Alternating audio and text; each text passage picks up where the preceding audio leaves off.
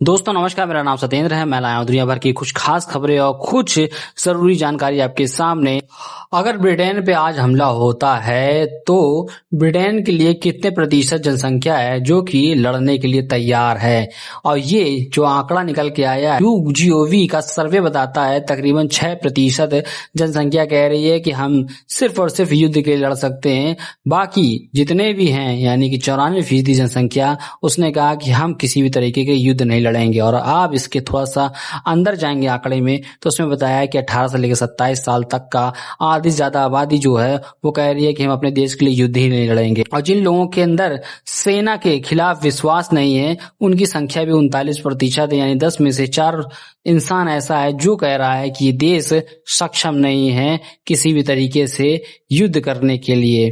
वैसे अमेरिका और ब्रिटेन पर आपको लगता है किसी देश ने हमला किया है या अब कोई कर सकता है या फिर फ्रांस पे कर सकता है? ये ऐसा कभी नहीं हो सकता है, क्योंकि ये देश का इतिहास रहा है कि और ब्रिटेन का इतिहास रहा है कि उसने भारत को तो 250 साल तक गुलाम बनाया था, लेकिन आयरलैंड को 800 साल तक गुलाम बनाया था। और उसने जो अपने देश में अमीरी लाई है वो कहीं और से नहीं बल्कि इन्हीं लोगों को लूट कर लाया है। और इन देशों पे कौन हमला कर सकता है? ये तो देश खुद दूसरों पर हमला करते हैं। और सबसे बड़ी बात यह है कि अफगानिस्तान हो, इराक हो या फिर यूगोस्लावाकिया हो, वहां पर भी ब्रिटेन अपनी सेना लेकर पहुंचा था ताकि उन देशों को खत्म किया जा सके। अमेरिका से पूछा गया कि भैया आप मदद करें कि नहीं मदद करें, क्योंकि हर साल लोग मदद करते हैं यूक्रेन को आगे बढ़ाने के लिए। और अमेरिका कह रहा है कि अब हमें 400 जो मिलियन डॉलर है वो 400 मिलियन डॉलर की मदद नहीं कर सकते हैं। दरअसल अमेरिका का जो फॉरेन एड होता है वो पैसे कहीं और नहीं जाते बल्कि अमेरिकी कंपनी के पास जाते हैं और अमेरिकी कंपनी उनके हथियार देती है। ईरान के युद्ध में हुआ ये है कि ईरान ने सब कुछ बर्बाद करके रख दिया है। ज्यादातर जो मिसाइलें हैं वो तो 3 से लेकर 5 साल तक का बैकलॉग में पहुंच, यानी कि जो नया ऑर्डर जाएगा वो 3 से 5 साल पुराना हो जाएगा और जो बचा हुआ है वो अब पूरा किया जाएगा। इसी कारण अमेरिका किसी भी तरीके से कोई मदद नहीं कर सकता है यूक्रेन की। हाँ, वो मदद एक तरह से कर सकता है अगर यूरोप के जितने भी नेता हैं या यूरोप के जितने भी देश हैं वो अगर पैसा देंगे तभी वो हथियार देगा।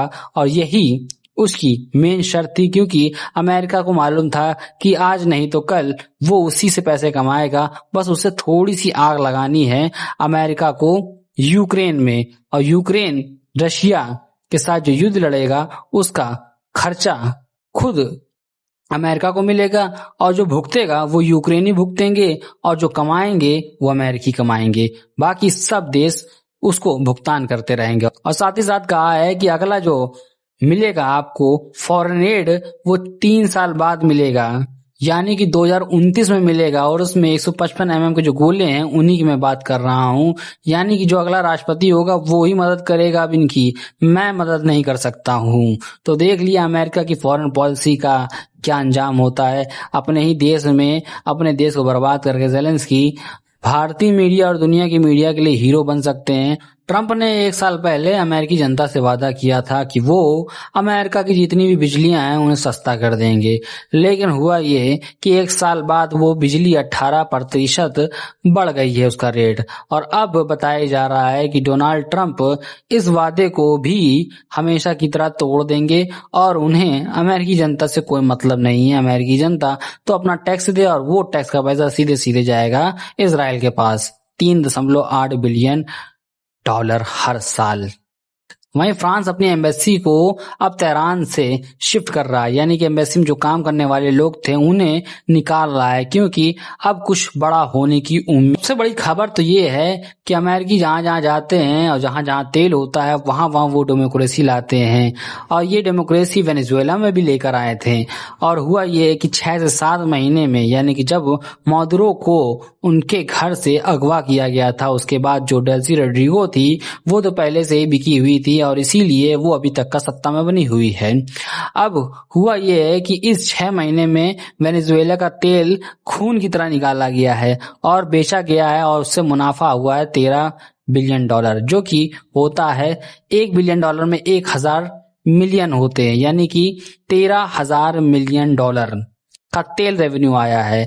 अब ये रेवेन्यू जाएगा कहाँ, सबसे बड़ी बात ये है, ये रेवेन्यू क्या वेनेजुएला के लिए जाएगा? ऐसा हो नहीं सकता है, क्योंकि अमेरिका राष्ट्रपति खुद कह रहा है कि हम इसके कंसोर्टियम बने हुए बैठे हुए हैं।